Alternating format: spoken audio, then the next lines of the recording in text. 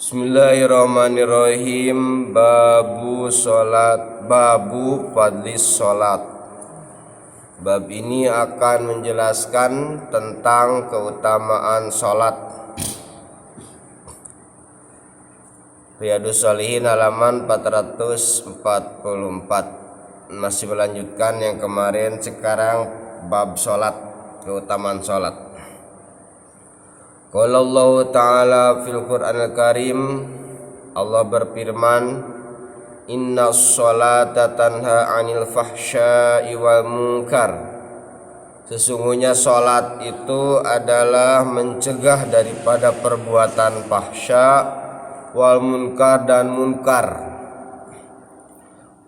Beda antara fahsya dan munkar.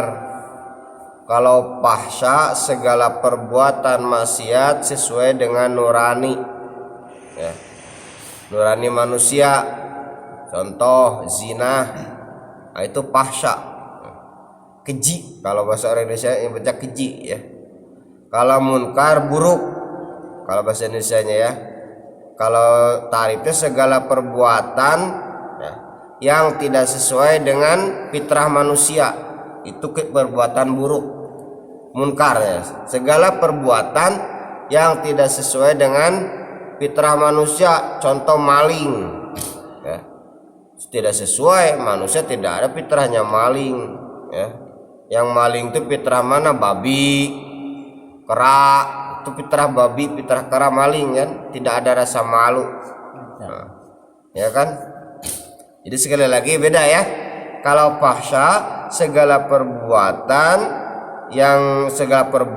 maksiat yang sesuai dengan naluri manusia, ya. Contoh zina naluri manusia, pasti semua mau kan perbuatan seperti itu, cuman dilarang kan, itu kan. Kalau munkar segala perbuatan buruk, segala sesuatu maksiat yang tidak sesuai dengan naluri fitrah manusia atau naluri manusia, contoh seperti maling, ya.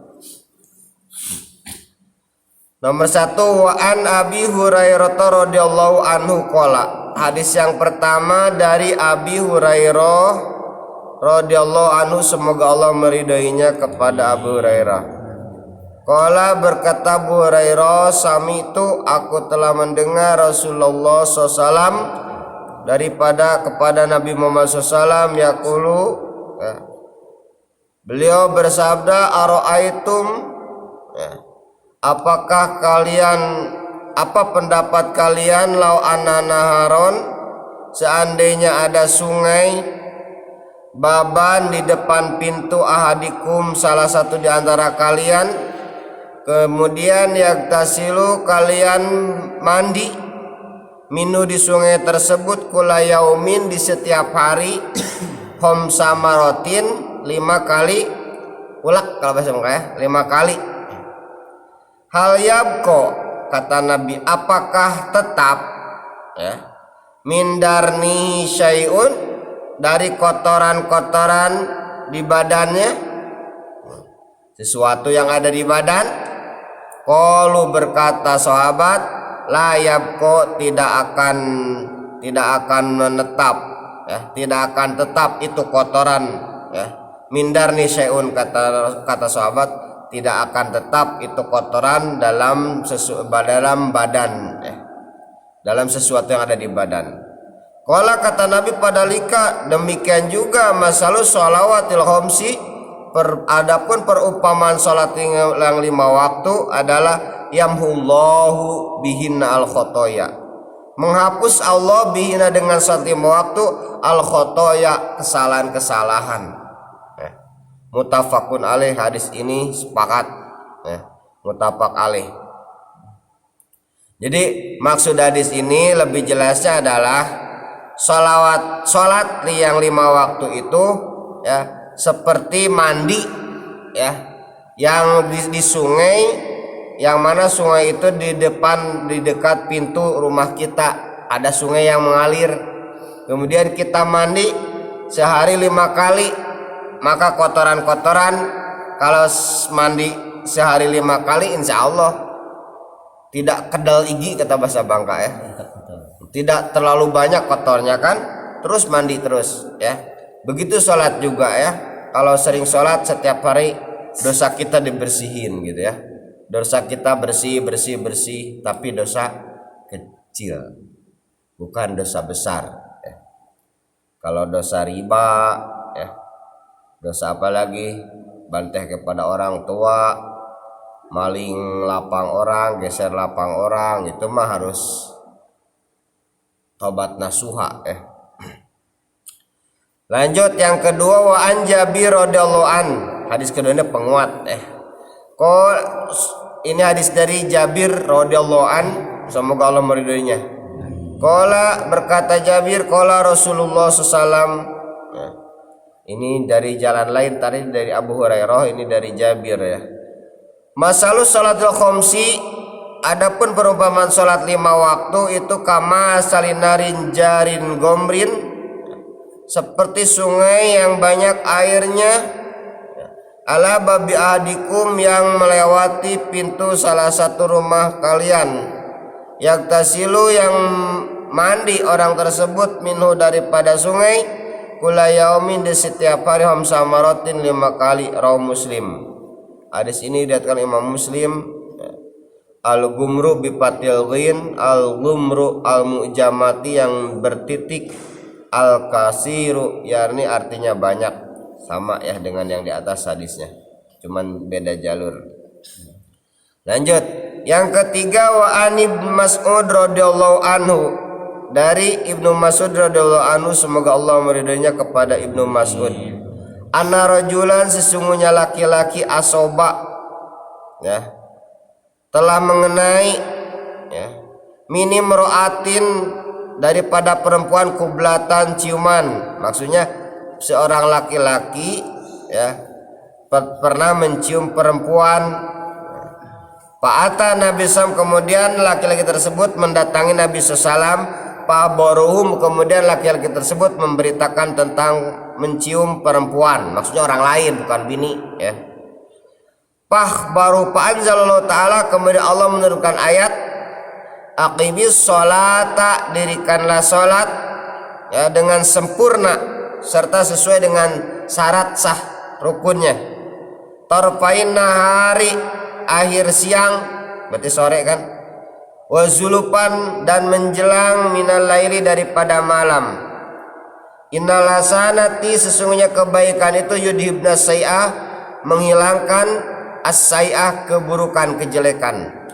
Faqala, maka bersabda, maka ngomong sa'arajul, laki-laki, ilahada, apakah ayat ini untuk saya Rasulullah? Qala, kata Nabi, jami ummati kullihim, ayat ini berlaku untuk semua umat-umatkunya ya, umat-umat Nabi.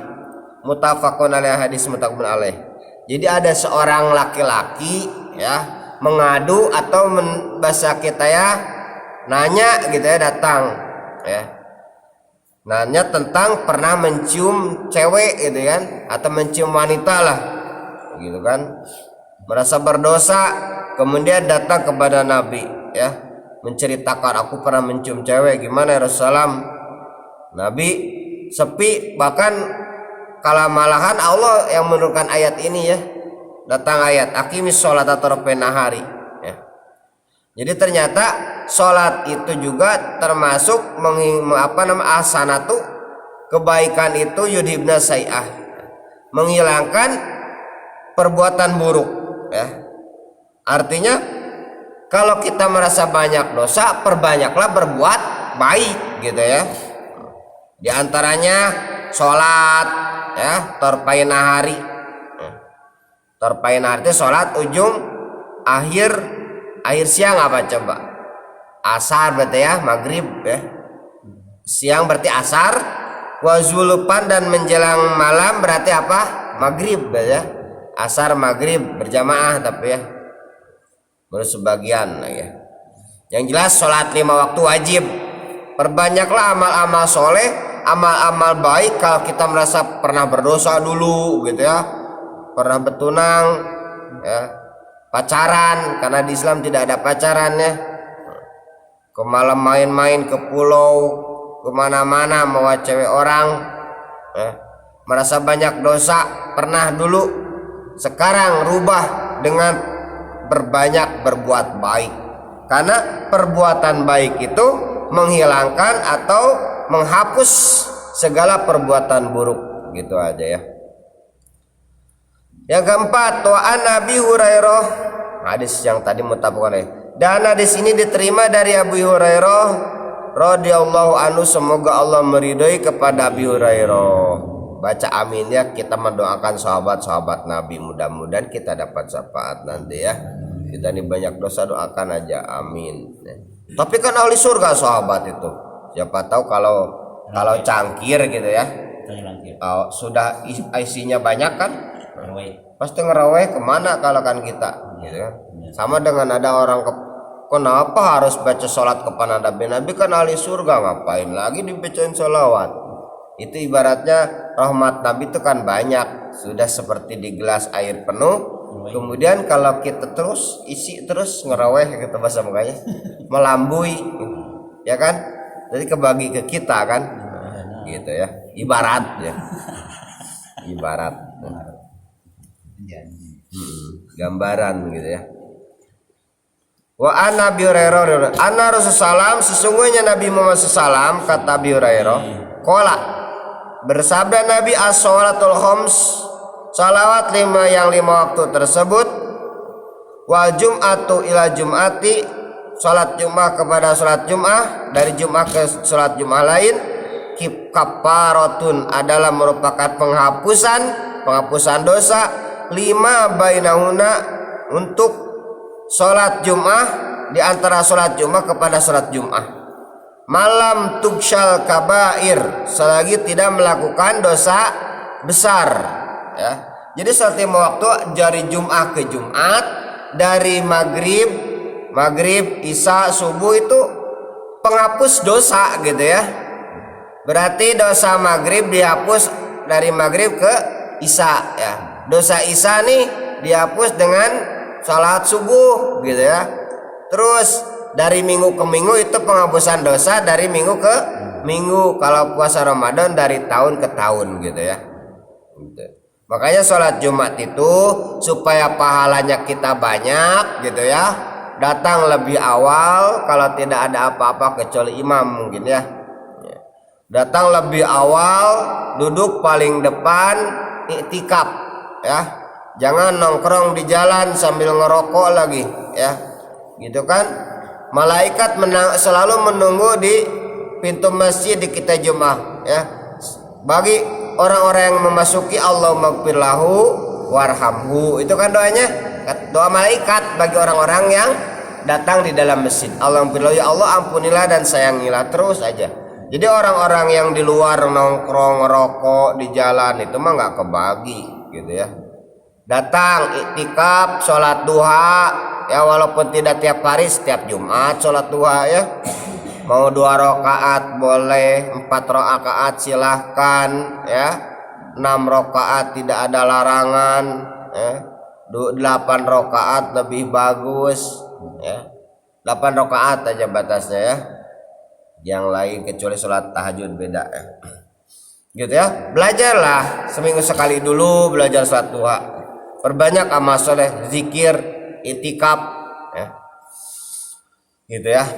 Jadi sekali lagi hadis ini diriwayatkan oleh Imam Muslim. Jadi sholat dari 5 waktu itu, dari duhur, asar, maghrib, isya, subuh, itu atau perantaranya itu menghapus dosa-dosa ya, dari Jumat ke Jumat. Makanya kalau orang yang meninggalkan sholat itu dosanya besar. Mana ada dosa kecil tidak pernah dihapus-hapus. Istilahnya kalau kita ini tidak pernah mandi gitu kan, kalau melihat hadis yang pertama tadi. Kalau tidak pernah mandi berarti dakinya tebal, kandel gitu kan.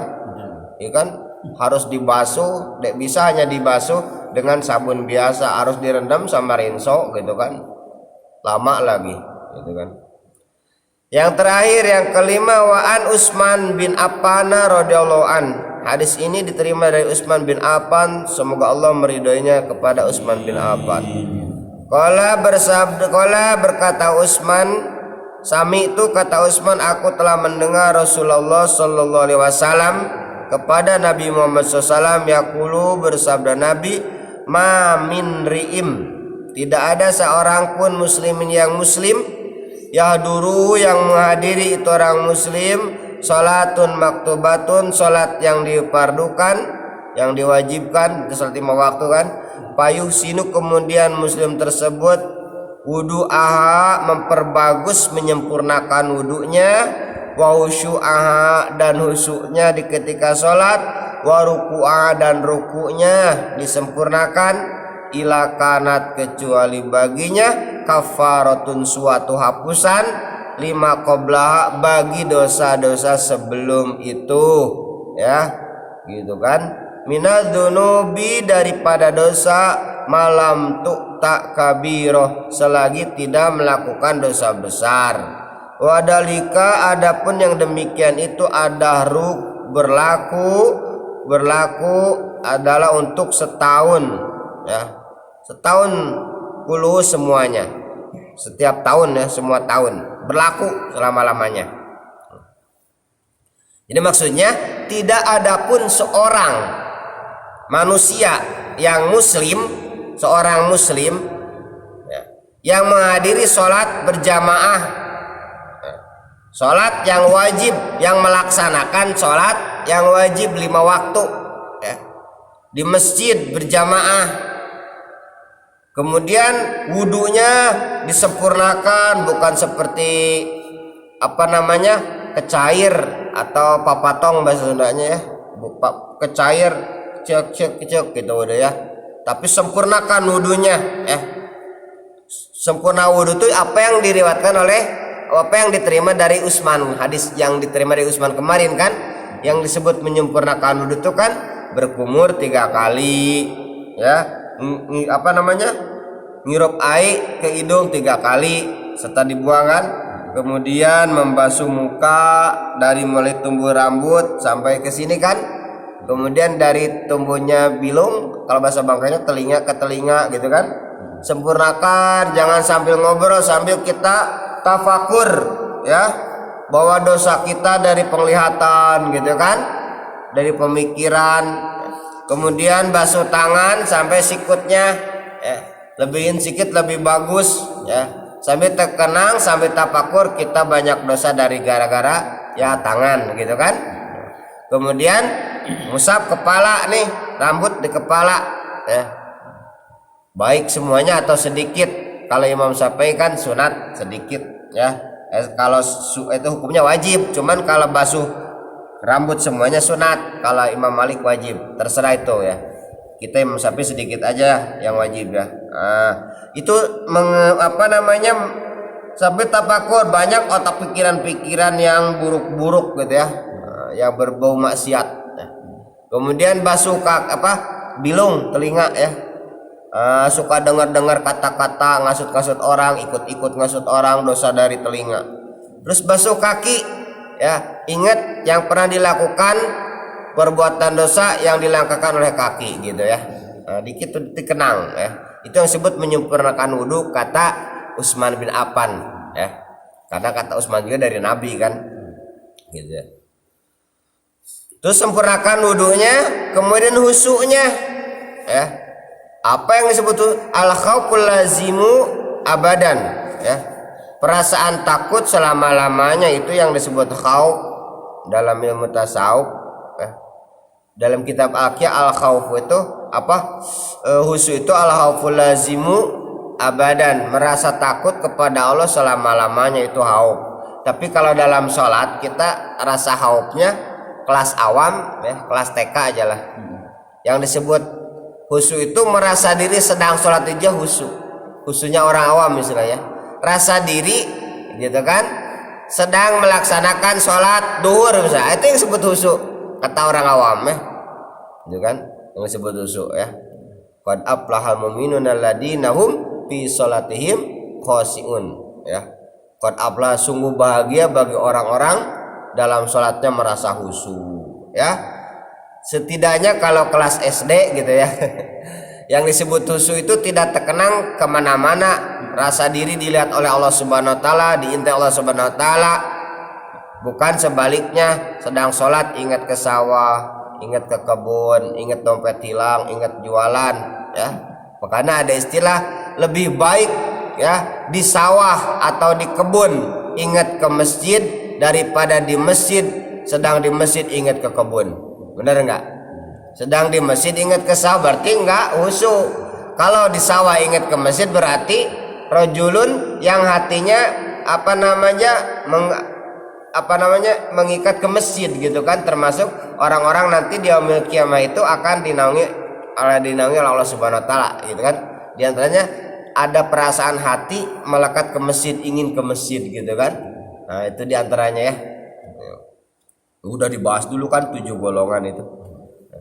Khusyuknya, kemudian rukunya, ruku jangan kayak ayam matuk makanan ruku itu ya. Khusyuk minimal biqadri subhanallah ya. Gitu kan yang disebut teman itu ya sukunul badara harokat ya. Sukunul badara harokat ya.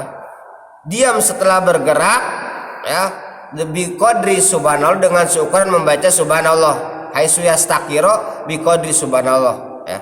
Diam setelah bergerak dengan sempurna dengan ukuran baca subhanallah. Subhanallah ya. Allahu Akbar, Allahu Akbar, bolin, Allahu Akbar. Itu patoklep namanya ya. Ya kan di mesin ada kan patoklep itu kan yang deres. Yang khusyuk biasa-biasa aja gitu kan.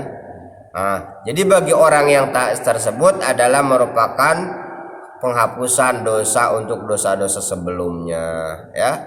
Selagi tidak melakukan dosa besar. Karena dosa kecil juga kalau sering digunakan, sering dilakukan akan menjadi dosa besar. Tapi dosa besar juga akan sedikit-sedikit hilang kalau selalu bertobat, apalagi tobat nasuha. Ada istilahnya la sogoro mal istimror wala kabiro mal istighfar. Tidak ada istilah dosa kecil kalau sering-sering dilakukan ya, terus-menerus dilakukan, dan tidak ada dosa besar kalau sering-sering kita beristighfar, minta ampun kepada Subhanahu Wa Taala.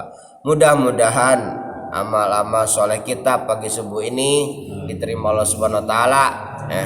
Mungkin sekian saja, kurang lebihnya minta maaf ya. Kesalahan dari saya, kebenaran dari Allah Subhanahu Wa Taala. Subhanallah bihamdika asyhadu an la ilaha illa anta astaghfiruka wa atubu ilaik.